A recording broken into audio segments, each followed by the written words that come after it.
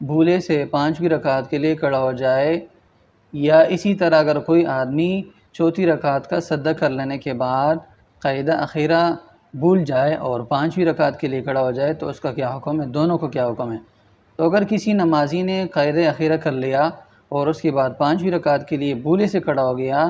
اور اسے یاد آیا، تو اس کو چاہیے کہ 5ویں رکعت کا سجدہ کر لینے سے پہلے قاعدے کی طرف لوٹ کر آ جائے اور سجدہ سہو کر لے اور نماز کو مکمل کر لے۔ اگر اسے یاد نہیں آیا، قاعدہ اخیرہ اس نے کر لیا اور 5ویں رکعت کے لیے کھڑا ہو گیا اور 5ویں رکعت کا سجدہ بھی کر لیا، تو پھر اس کو چاہیے کہ اس 5ویں رکعت کے ساتھ ایک چھٹی رکعت کو اور ملا لے، یعنی 6 رکعت مکمل کر لے، تو جو 4 رکعت کی نماز ہے وہ اس کی فرض ہو جائے گی، اور جو 2 رکعت کی نماز ہے ساتھ میں وہ اس کی نفل ہو جائے گی۔